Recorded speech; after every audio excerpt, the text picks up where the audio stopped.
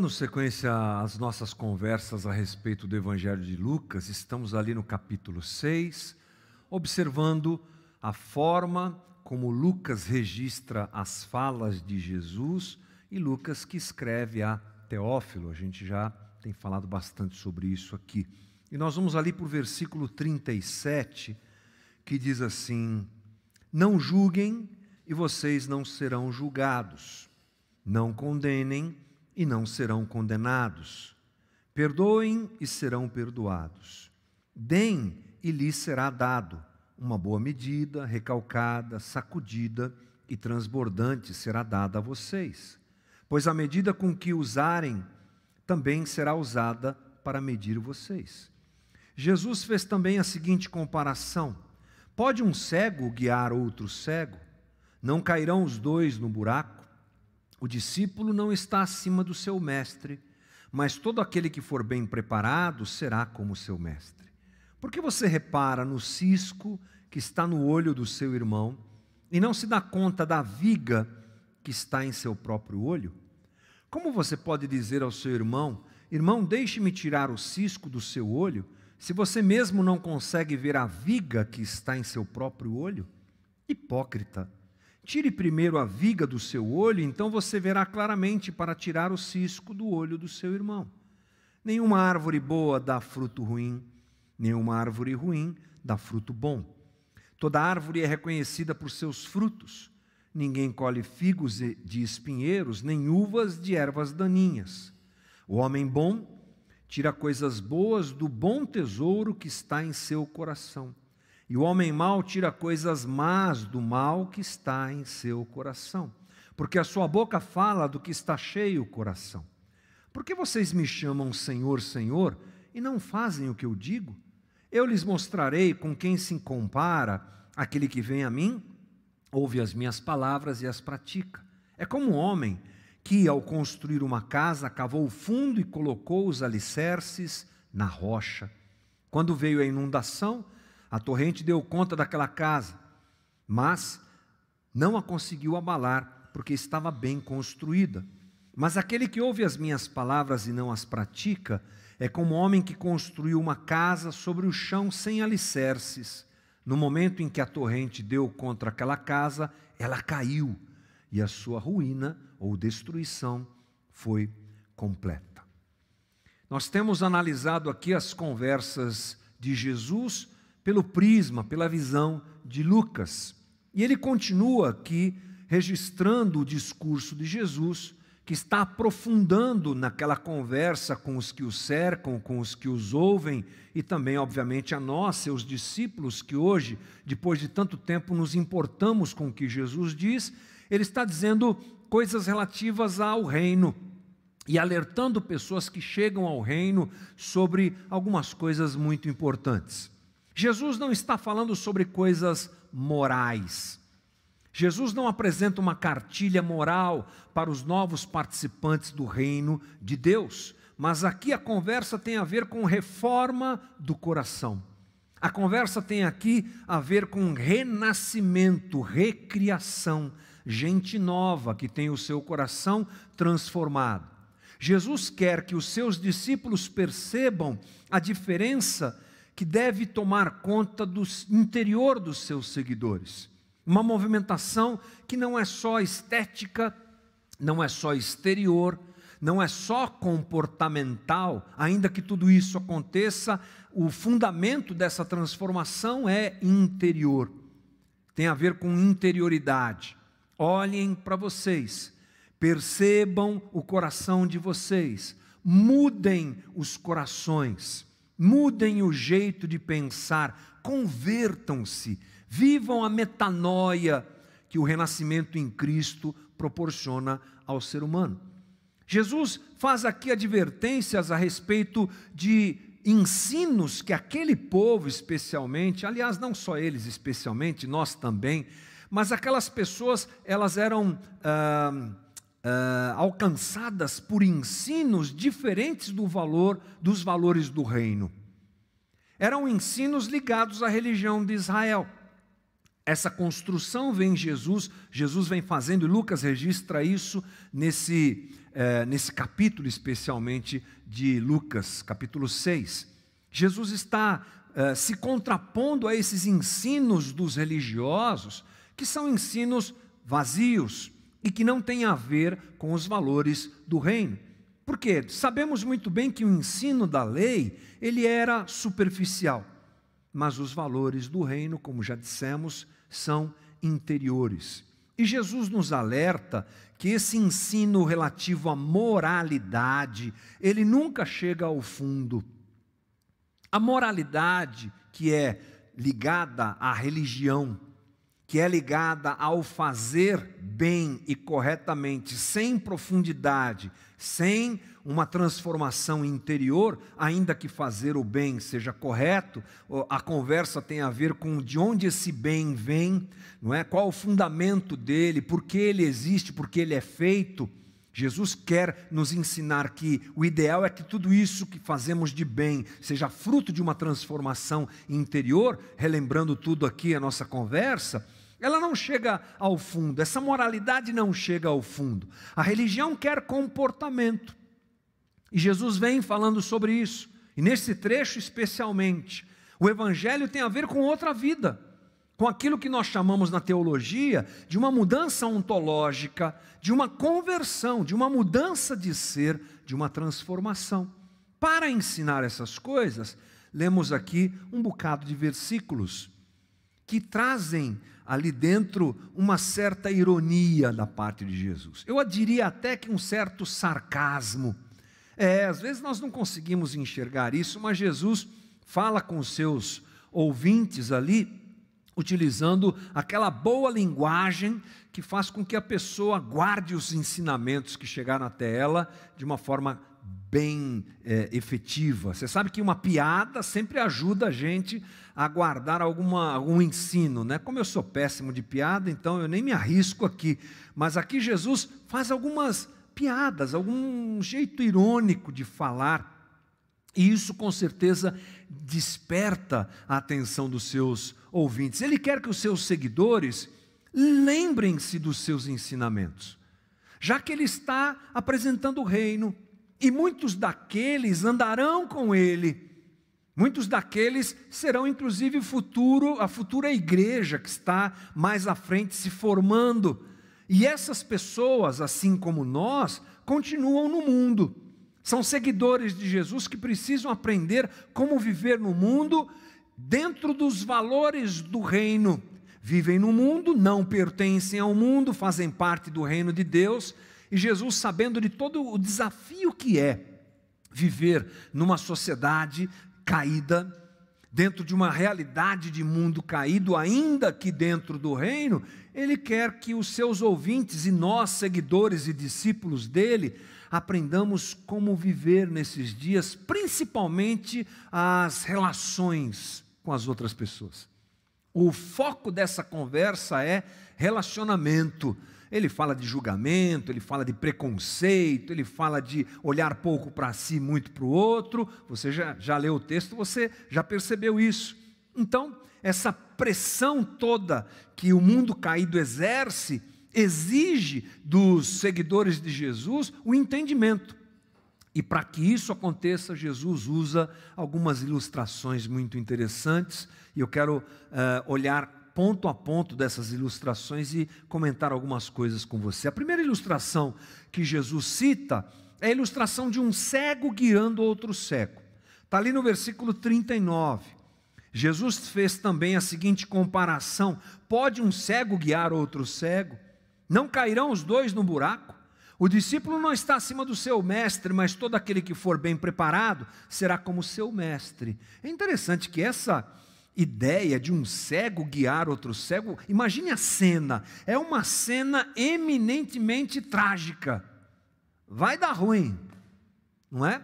Não vai dar certo esse negócio de um cego guiar outro cego, é uma coisa impensável, não possível na prática da coisa, beira mesmo ao ridículo, não é? Se a gente desse esse texto para um cartunista, alguma coisa interessante sairia disso, porque É uma imagem realmente de alguma coisa impossível de se acontecer adequadamente. Principalmente se levando em consideração a falta de estrutura da realidade do primeiro século. Ainda hoje dá, tudo bem, é umas cidades muito avançadas por aí, você tem sinalização, você tem uma série de coisas, mas não era o caso da Israel do primeiro século. Estradas não pavimentadas, bagunça, buraco para cá e para lá, ou seja, Jesus apresenta um quadro que ele diz assim, o que ele quer dizer é, todo mundo sabe no que vai dar. Um cego guiando outro cego não vai dar certo. E ele está alertando com isso os seus seguidores a tomarem cuidado com esses ensinamentos que chegam até eles, travestidos pela religião de Israel, que parecem corretos, mas levam à perdição. O discurso moralista da religião é muito atraente, mas ao mesmo tempo muito perigoso. É um cego que guia outro cego. A Bíblia, ela apresenta na sua interpretação um coração que é o coração de Deus. E se nós não percebermos o coração de Deus, até mesmo as palavras da própria Bíblia se tornam um instrumento de perdição. Cuidado para não se escandalizar com o que eu estou dizendo, não é? Aliás, a palavra escandalizar é mal utilizada nessas coisas, né? Escandalizar quer dizer cair da fé. Cuidado para não se espantar com o que eu estou dizendo. Mas os próprios teólogos dizem que a Bíblia é a mãe de todas as heresias. Sim, ela é a palavra de Deus, sem dúvida nenhuma. Revelada e inspirada por Deus, sem dúvida nenhuma. Mas ela pode, se não percebida adequadamente, como eu disse anteriormente, se não percebermos o coração de Deus se movimentando dentro desse texto, e não percebermos o que Deus está fazendo e o que Ele quer realmente dizer, é um grande perigo.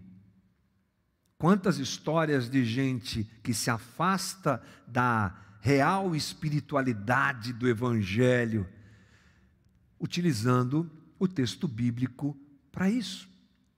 Não é difícil encontrarmos coisas absurdas, e as coisas absurdas, elas servem para nos chamar a atenção de que é possível chegar ao absurdo.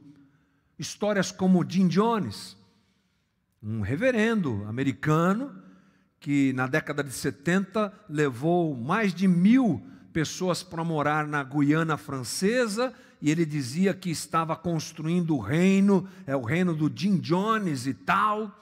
E essas pessoas encontraram a morte lá. E o discurso era um discurso baseado no texto bíblico, um dos incontáveis exemplos. Mas é claro que a gente olha para esse tipo de absurdo e diz, não, jamais isso vai acontecer comigo. Eu espero que não. Espero que você tenha lucidez e maturidade na tua espiritualidade para não se deixar convencer de situações que podem te levar a uma situação trágica como essa. Mas o cuidado não é só com o trágico e absurdo, é com o dia a dia. Um cego pode levar outro cego. Jesus nos chama a atenção, tome cuidado com quem você tem ouvido, o que você tem ouvido, o que tem te sido ensinado. E para corroborar isso, ele diz, o discípulo não pode ser maior que o seu Senhor. Ele está colocando um teto no nosso aprendizado e no exercício da nossa espiritualidade que vem através desse aprendizado. Se eu aprender com um fariseu, era o caso daqueles que ouviam Jesus, eu serei como um fariseu. Vai ser difícil não interpretar o texto bíblico de uma forma como a que os fariseus faziam. Jesus coloca isso e diz, olhem para mim. Não olhem para esses que trazem ensinamentos confusos. Ele, na verdade, está desafiando os seus discípulos a romperem com os modelos daquele momento, que eram oferecidos às pessoas, e virem para o caminho vivo, novo, que ele está desbravando. E a palavra usada por Jesus, aqui nessa comparação entre mestre e discípulo, é que o discípulo precisa ter a mesma característica do mestre. E esses somos nós, discípulos de Jesus que precisam desenvolver as mesmas características, os mesmos princípios e o mesmo coração de Jesus. Tendo cuidado com o que ouvimos, tendo cuidado com o que chega até nós. A segunda coisa que ele destaca aqui, interessante, outra ilustração, é a famosa ilustração do cisco no olho. Versículo 41. Porque você repara no cisco que está no olho do seu irmão e não se dá conta da viga que está em seu próprio olho? Como você pode dizer ao seu irmão: irmão, deixe-me tirar o cisco do seu olho, se você mesmo não consegue ver a viga que está no seu próprio olho? Hipócrita! Tire primeiro a viga do seu olho, e então você verá claramente para tirar o cisco do seu irmão. Caricatura também aqui, né, gente? Caricatura. Cego guiando outro cego, e imagine a conversa de um irmão com uma viga de madeira no olho, preocupado em tirar o cisco do olho do outro. Caricatura, uma imagem que tem como função chamar atenção para aquela situação. Jesus está advertindo aos seus ouvintes para prestarem atenção no comportamento dos fariseus. Essa também é uma denúncia com relação a isso, que recai e que serve para essa análise quanto ao comportamento daqueles que ensinavam a religião de Israel e quanto ao próprio comportamento dos seguidores e do coração dos seguidores de Jesus. Essa é uma imagem que está repleta de hipocrisia. Hipocrisia na imagem e hipocrisia no discurso. A religião, ela sempre tem um viés impositivo, que isenta aquele que a apresenta de seguir ao pé da letra aquilo que ele apresenta. E essa era a característica dos fariseus. Eles falavam, condenavam, colocavam fardos pesados sobre os seus seguidores, sobre o povo de modo geral, mas se isentavam disso. Eles eram realmente o retrato dessa situação. Falavam do cisco que estava no olho do outro, mas o seu olho estava tomado por uma viga de madeira, digamos assim. Hipocrisia. Esses fariseus eram realmente um mau exemplo para as pessoas e Jesus escancarou essa realidade. Diz ali Mateus 23, 25, ai de vocês, mestres da lei, fariseus hipócritas, vocês limpam o exterior do copo e do prato, mas por dentro eles estão cheios de ganância e cobiça.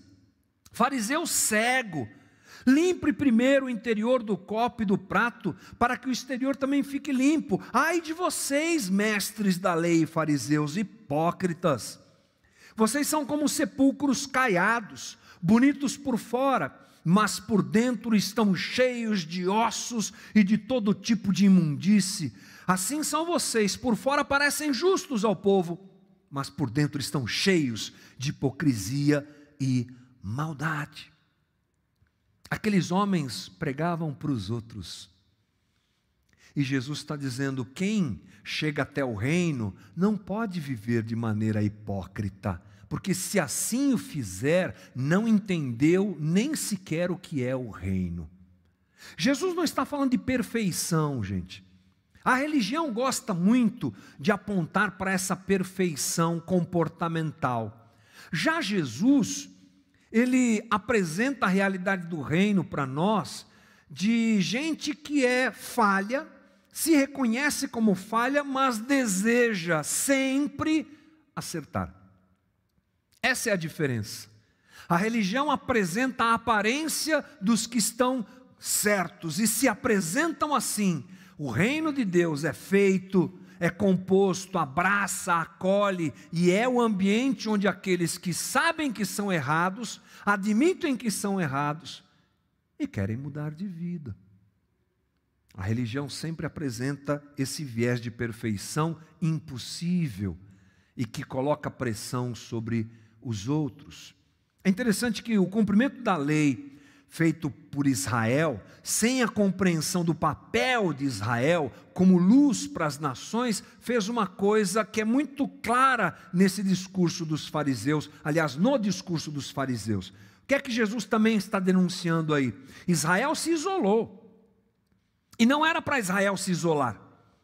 Israel se colocou como perfeita, como santa. Nós somos os escolhidos de Deus, e os gentios e pagãos que morram. Se isolaram na sua pseudo-santidade e desejaram o mal dos outros, não como Deus determinou que fosse. E o que Deus determinou que fosse? Justamente o contrário. Israel brilhar no meio da escuridão, da idolatria daquela época e daquele momento histórico. Aliás, toda a história de Israel, o desejo divino era esse, para que as nações viessem e, ao virem, fossem recebidas. Mas mesmo se quisessem vir, o discurso era: vocês não podem. Nós somos o povo santo e perfeito. Completamente equivocada essa forma de reagir. Por isso eles se achavam importantes demais, mas na verdade eram cegos. Porque cego é quem acha que sabe por si só e julga o outro. Era a situação da religião de Israel. Tem uma trave no olho, mas está olhando para o cisco do outro. E temos que tomar cuidado, porque é assim que também fazemos. É assim que também a igreja faz. A crítica ao outro, frequentemente, é feita sem avaliação do que nós realmente somos, do que nós realmente carregamos, da trave que está no nosso olho. Jesus muda o foco e ensina os seus discípulos a olharem mais para os seus próprios defeitos do que para o defeito alheio. É essa compreensão da minha limitação que está também no foco dessa conversa que Jesus tem com os seus seguidores e que deve estar diante de nós. Miserável homem que sou. Essa é a palavra do apóstolo Paulo lá em Romanos capítulo 7. Ou ainda, 1 Coríntios 11, um texto que Paulo escreve para falar sobre a ceia, que aliás daqui a pouco celebraremos juntos. Ele diz uma frase ali que toda a ceia a gente lê e fala sobre isso: examine-se a cada um a si mesmo, e então coma do pão e beba do cálice. Pois quem come e bebe sem discernir o corpo do Senhor, come e bebe para a sua própria condenação. Paulo, ele deixa claro essa necessidade de nós nos autoavaliarmos diante de Deus sempre, para percebermos a nossa pequenez, fragilidade, pecaminosidade, erro, incapacidade. Aliás, o próprio Paulo nos dá esse exemplo. Lá em Efésios, quando Paulo está falando sobre o plano redentor de Deus que foi revelado aos apóstolos, para que eles fossem interlocutores, explanadores desse plano à humanidade, Paulo se apresenta como alguém incapaz de fazer isso, não, indigno, essa é a palavra certa, de fazer isso. E é incrível você observar essa postura genuína de Paulo, que se apresenta como o menor dos apóstolos. E sabe quem foi Paulo, gente? Paulo foi um instrumento divino para esclarecer o evangelho ao mundo ocidental, aos gentios. O apóstolo dos gentios se olhava como pequeno, se olhava como menor dos apóstolos, se olhava como indigno, sabia que tudo o que aconteceu na sua vida foi graça divina, nele não havia nada. Um homem que mudou a história do pensamento ocidental. Essa é a avaliação que os estudiosos fazem quando o nome Paulo de Tarso aparece numa conversa. Um homem que foi um instrumento divino impressionante, diz: eu não sou ninguém. É para isso que Jesus está apontando aqui. Imagine você como as relações mudariam se essa fosse a nossa realidade constante. Tiago fala que as nossas guerras vêm da nossa ganância, do nosso desejo equivocado, da nossa prepotência, podemos até dizer isso. Imagine se todo mundo acordasse com a disposição de olhar para o espelho e dizer: ô meu camarada, como você é pecador, como você é errado, vamos cuidar dessa trave no olho aqui para depois olhar para o outro. Você imagina as relações então? Essa é a ideia de Jesus. Esse é o caminho apresentado por Jesus. Olhe para você, tire a máscara da hipocrisia, Olhe para você, se perceba como você e quem você realmente é. E aí se dirija ao outro. Se fizéssemos isso, uau! Que mudança que seria, como a nossa sociedade seria outra, como a nossa relação na comunidade seria outra. É para isso que Jesus aponta. Geralmente, nós projetamos no outro aquilo que é o nosso próprio defeito, né? A psicologia chama isso de projeção. Projetamos as dificuldades que temos, os medos que temos, os defeitos que temos, sempre no outro. E o caminho apresentado por Jesus é: olhe primeiro para você. No reino todos são bem-vindos, mas aqueles que são bem-vindos no reino precisam compreender uma coisa: no reino de Jesus eu olho primeiro para mim, depois eu ajudo o outro a tirar o cisco do seu olho. Primeiro eu tiro a trave do meu e ajudo o outro a tirar a trave do seu olho. Terceiro exemplo, terceira ilustração: árvore boa e fruto ruim. Versículo 46, nenhuma árvore boa dá fruto ruim, nenhuma árvore ruim dá fruto bom. Toda árvore é reconhecida por seus frutos. Ninguém colhe figos de espinheiro, nem uvas de ervas daninhas. O homem bom tira coisas boas do bom tesouro que está em seu coração. O homem mau tira coisas más do mal que está em seu coração, porque a sua boca fala do que está cheio o seu coração. Talvez esse seja o trecho em que Jesus faz explodir a ideia que nós já apresentamos aqui de uma transformação interior. Talvez seja o trecho do texto que mais enfatiza isso. Tem a ver com essência, interioridade, conteúdo, identidade. Por quê? Porque o exemplo que Jesus dá é claro: uma árvore identificada pelo fruto. E ele inclusive apresenta alguma coisa aqui também à beira do absurdo: você querer colher uma fruta de um tipo no pé de outra fruta, de outra árvore, entendeu, né? Tipo assim, colher banana na jabuticabeira, vai dar certo. É estranha a utilização dessa fala de Jesus, pelo menos, mas tem como objetivo realmente ressaltar esse problema. O fruto identifica a árvore, sem dúvida nenhuma, e a aparência, aquilo que era praticado pelos fariseus e regia a religião de Israel, e Jesus está alertando seus discípulos sobre isso, seus ouvintes sobre isso. Essa aparência, ela sempre é limitada. Uma hora, num certo momento, essa aparência explode e a verdadeira identidade surge. O fruto sempre aparece. É por isso que Jesus diz que o homem bom tira do seu coração coisas boas, ele frutifica no bem. Por quê? Porque está dentro dele. O homem mau, ele pode até apresentar características de bondade, pode até fazer coisas boas, mas uma hora a maldade do seu coração explode, porque ninguém consegue viver de forma hipócrita a vida toda. Ninguém consegue enganar todo mundo o tempo todo. Você já ouviu esse ditado? Não dá para mentir para todo mundo o tempo todo.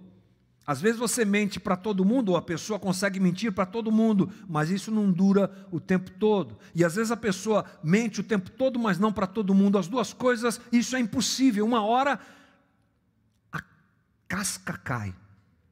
Uma hora as coisas se apresentam. A religião, ela estimula esse disfarce moral que não é genuíno, que não é fruto de uma vida transformada. Ele diz ali, Jesus, no versículo 45, o homem bom tira coisas boas do bom tesouro que está no seu coração, e o homem mau tira coisas más do mal que está no seu coração. Pronto. De onde procede o bem ou o mal? Do coração. Do coração. Jesus está dizendo que uma reforma moral, que uma cartilha de conduta, ela é como amarrar um fruto bom numa árvore ruim. a gente vai perceber que a árvore não é boa quando ela realmente frutificar o seu fruto. Jesus está convidando os seus ouvintes a se tornarem humanos reais, e não gente fake e mentirosa. Humanos. O que Jesus apresenta para nós, que nós poucas vezes observamos, é a perfeita humanidade. Jesus apresenta a perfeita humanidade. E Ele convida os seus seguidores, sejam gente que quer acertar, ainda que errando. Sejam gente, sejam humanos, como Deus deseja que seja, como Deus nos fez. Interessante que a religião apaga essa possibilidade, né? Ou impede essa possibilidade. A gente não pode admitir o erro dentro da religião. A gente tem que ser perfeito. E essa é uma grande bobagem que Jesus realmente desconstrói em textos como esse, em reflexões como essa. Olhando para gente que deseja mudar, ainda que errando, a gente tem no texto bíblico exemplos claros. Eu gosto muito de, quando falo de transformação, na figura de Pedro. Pedro é o cara que erra pra caramba, erra muito, mas ele quer acertar e o coração dele vai sendo transformado pela sua relação com Jesus, pelo Espírito Santo que habita a vida dele a partir do Pentecostes, e aí você vê Pedro desenvolvendo a sua espiritualidade dessa maneira genuína, ainda que errando. E a quarta ilustração é a casa na areia. Eu não vou ler porque é um texto que você conhece bem. Jesus fala que quem diz que ouve as suas palavras, mas não as pratica, é como uma casa colocada na areia, enquanto aquele que ouve o que ele ensina e pratica, é como uma casa fortalecida, criada, construída sobre alicerces muito fortes. É um aviso forte esse que Jesus dá. Ouvir o que Jesus diz e não pôr em prática é literalmente construir uma casa que a gente sabe que uma hora vai cair. Olha, outra situação interessante, não é? Jesus pode estar dando também para os religiosos daquele momento um recado sobre a construção do templo ou a readequação do templo feita por Herodes no século I. Lembrando que o templo era o símbolo maior dessa religião falsa de Israel, porque foi construído com um bom propósito, mas na sua história, aliás, não a história do templo, na história do próprio povo, foi perdendo esse valor, e lá dentro não acontecia mais nada que tivesse a ver com Deus. Tanto que João Batista, que vem anunciar o Cristo, sai dessa estrutura religiosa, ele que é filho de sacerdote, vai para o deserto, e Deus vai falar com ele no deserto. Enquanto a religião opulenta de Israel está lá vazia, e o templo está sendo readequado, reconstruído por Israel, aliás, por Herodes, e Jesus também tem nessas suas palavras, provavelmente a intenção de destacar, olha, casa vazia, uma hora vai cair esse negócio aí. Inclusive, anunciando a própria destruição do templo no ano 70. Mas o alerta chega a todos nós, aqueles que querem seguir Jesus. E aqui a gente começa a fechar nossa reflexão de hoje. O Evangelho de Cristo não tem a ver com fazer, tem a ver com ser. Sendo, eu faço. Fazendo, eu não sou. Ou nem sempre sou. Se sou, farei. Manifestarei o fruto no cuidado com as pessoas, no zelo com as pessoas, no respeito às pessoas. Se sou, entendo que sou indigno, entendo que sou fraco, entendo que sou falho, e mudo a minha relação com o próximo. Esse é um movimento do reino, e ajuda o próximo a superar as suas dificuldades. Se sou participante genuíno do reino, construo a minha caminhada em cima dos ensinamentos de Jesus, e ela é sólida. Se sou, aprendo a lidar com o limite do outro, E quando ele chega e é agregado ao reino, onde também por misericórdia estou, me transformo num instrumento de Deus para lidar com a deficiência e dificuldade do outro. É um discurso com os valores do reino.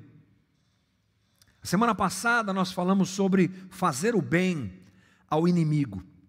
A gente fez uma construção interessante, pelo menos eu achei muito interessante, sobre o porquê que a gente tem dificuldade de fazer isso, e analisamos teologicamente essa construção equivocada que os evangélicos fazem hoje de modo geral. Aqui Jesus está dizendo, nós devemos receber e amar aqueles que chegam, olhando para nós na maneira real, percebendo a nossa limitação e sendo instrumento de Deus na vida daquele que precisa. A transformação, ela é transcendente e sobrenatural. Ela não é moralista e não pode ser moralista. Se for moralista, ela está fadada ao fracasso. E quando a gente ouve tudo isso, entendendo que a comunidade é parte do reino de Deus, o que é que a gente pensa ou o que a gente deve pensar? A comunidade deve refletir esse tipo de postura. A nossa comunidade precisa ser um lugar pronto para receber qualquer um, e que venha machucado, ferido, cheio de ciscos nos olhos, porque aqui eu estou preocupado primeiro com a minha trave e depois em ajudar aquele que chega com o cisco nos olhos. Assim, a comunidade, ela é terapêutica, ela não é condenatória, ela não se sobrepõe sobre os outros. Os participantes da comunidade não se acham perfeitos, colocados no mundo caído, prontos para acusar os pagãos desse século perdido. A comunidade sabe que é feita, e cada um participante da comunidade sabe que é pecador, redimido pela graça de Jesus, e que está pronto a acolher o que chega, como ele chegou, e abraçar o que chega, para ajudar na sua caminhada. E nós, você há de convir comigo, temos grandes dificuldades com isso. Gente que não se alinha ao modelo moralista evangélico, passa maus bocados quando chega na comunidade. A gente não sabe muito bem como lidar com algumas situações. Está aí um momento em que nós estamos vendo a exaltação da sexualidade. Aliás, isso é sempre presente na sociedade, mas hoje talvez tenha ganhado a mídia e uma força muito maior, não é? Me refiro à galera do LGBT, e a gente não sabe muito bem como lidar com isso. Vamos ser sinceros, a gente não sabe muito bem como lidar com os divorciados que aparecem, não é? Teve uma época que a igreja não sabia lidar com os tatuados que apareciam na igreja, não é? É um problema, nós temos um grande problema com aqueles que não se encaixam com a moralidade que está presente no Evangelho por um lado, mas que é resultado de uma vida transformada e não um instrumento para opressão. É isso que Jesus está dizendo. Então, nós precisamos, finalmente, entender que toda pessoa que se aproxima de Jesus, se ela quer morrer para si, e se ela quer nascer de novo, tendo como alvo ser parecido com Jesus, essa pessoa tem que ser alvo do nosso amor. Seja quem for. Esse processo vai acontecer, se houver disposição no coração dessa pessoa. Às vezes a pessoa tem a disposição, quem não tem somos nós. Porque a gente não quer andar mais uma milha com quem chega problemático na igreja. Como se a igreja fosse o lugar dos perfeitos. A igreja é o lugar dos problemáticos e dos que que se enxergam hoje legitimamente incapazes de mudar a sua vida e que precisam de Jesus para isso. Mas às vezes esse discurso só serve para nós e não serve no trato com os outros. Todos que não conhecem a Cristo são alvo da nossa missão e devem ser todos alvo da nossa missão. Vamos falar do amor de Jesus para quem? Para todos. Olhe para Cristo. Desculpe, não tem exemplo melhor. Olhe para Jesus trafegando no meio dos excluídos pecadores, como Lucas usa essa palavra, como um sinônimo de gente rejeitada pela religião. Onde estava Jesus? Lá no meio deles. Nossa participação dentro do reino adequadamente depende de tudo isso. Mas eu acho que ela só começa a ser realidade quando a gente olha para si. Quando a gente se percebe pecador como somos. E a gente vai para o momento da ceia daqui a pouco. E eu quero te convidar hoje a arrancar as máscaras. Coisa que eu pretendo fazer junto com você hoje também. Me enxergar como sou.